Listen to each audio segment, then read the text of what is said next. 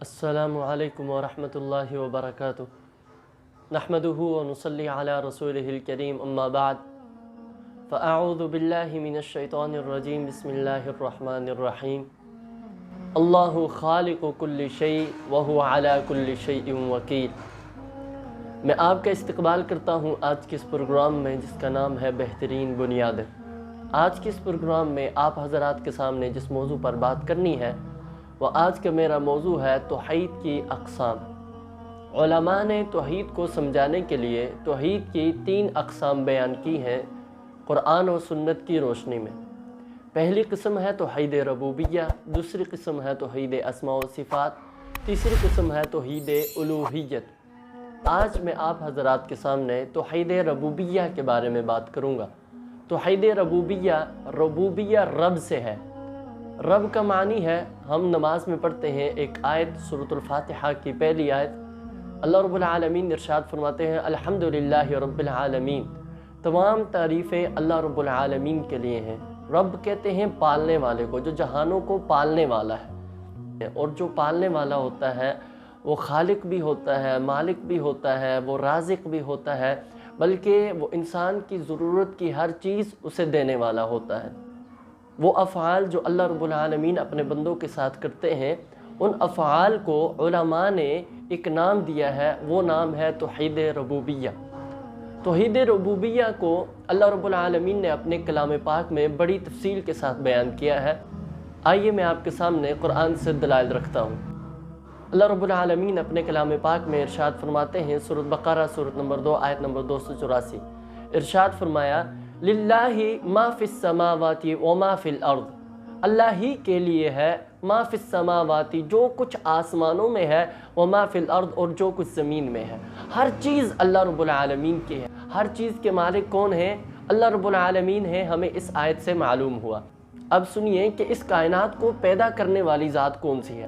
اللہ رب العالمین اپنے کلام پاک میں ارشاد فرماتے ہیں، سورۃ زمر سورۃ نمبر 39 آیت نمبر 62، ارشاد فرمایا اللہ خالق کل شیء وہو علی کل شیء وکیل، اللہ رب العالمین ہی ہے ہر چیز کو پیدا کرنے والے، اور وہ ہر چیز پر نگہبان ہے۔ اس آیت سے معلوم ہوا کہ اس پوری کائنات کو پیدا کرنے والی ذات اگر کوئی ہے تو وہ ایک اللہ کی ذات ہے، اللہ رب العالمین کے علاوہ کوئی بھی نہیں۔ اگر کوئی دعویٰ کرتا ہے تو وہ جھوٹا ہے۔ ہم نے 2 آیات پڑھی، اور ان 2 آیات سے ہمیں کیا سبق ملا کہ مالک اللہ ہے اور خالق بھی اللہ ہے۔ آپ کے ذہن میں یہ سوچ آ رہی ہوگی کہ ہمیں اور ہمارے کاموں کو کس نے پیدا کیا۔ اللہ رب العالمین اپنے کلام پاک میں اس بات کا بھی جواب دیتے ہوئے ارشاد فرماتے ہیں، سورۃ صافات سورۃ نمبر 37 آیت نمبر 96، ارشاد فرمایا واللہ خلقکم، اللہ رب العالمین ہی نے تم کو پیدا کیا ہے، وما تعملون، اور جو تم عمل کرتے ہو ان عملوں کو بھی اللہ رب العالمین ہی نے پیدا کیا ہے۔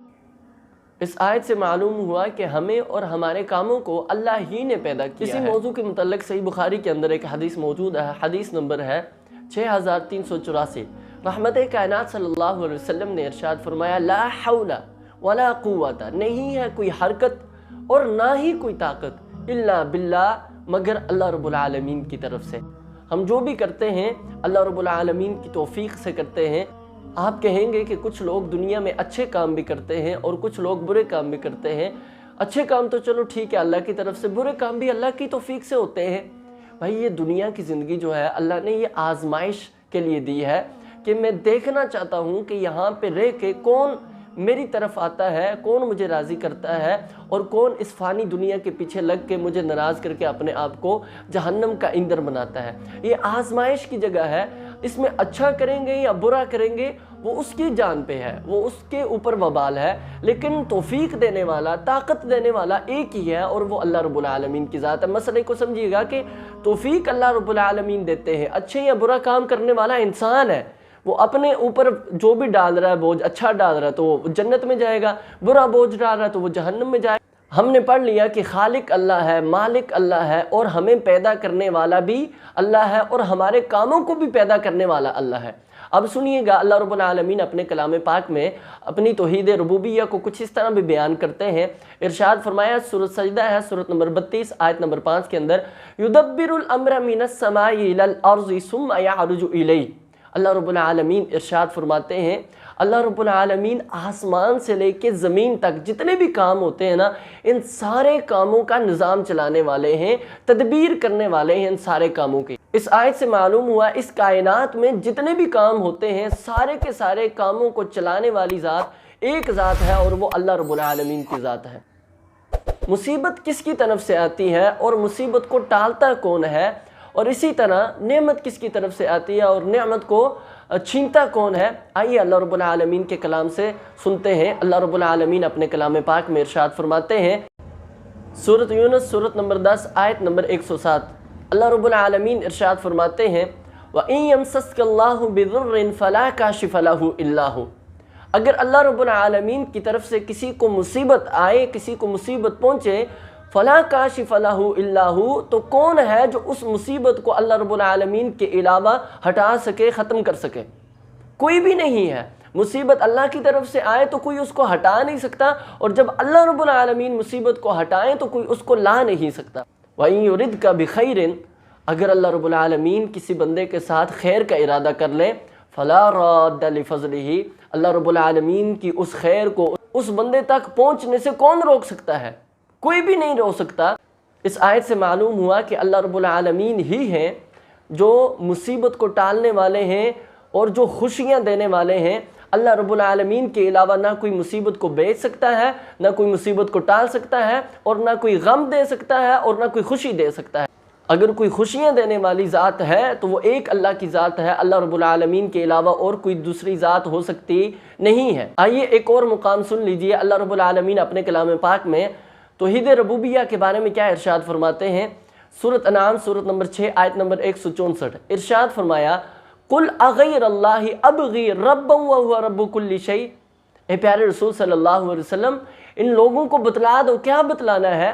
ابغی ربا، کیا میں اللہ رب العالمین کے علاوہ کسی کو رب تلاش کروں؟ وَهُوَ رَبُّ كُلِّ شَيْءٍ، وہ ہر چیز کا رب ہے۔ اللہ رب العالمین ہر چیز کو پالنے والے ہیں، ہر چیز کو کھلانے والے ہیں، پلانے والے ہیں۔ کیا میں اللہ کو چھوڑ کے کسی اور کو رب بنا لوں؟ کیا میں اللہ کو چھوڑ کے کسی اور کو اولاد دینے والا بنا لوں؟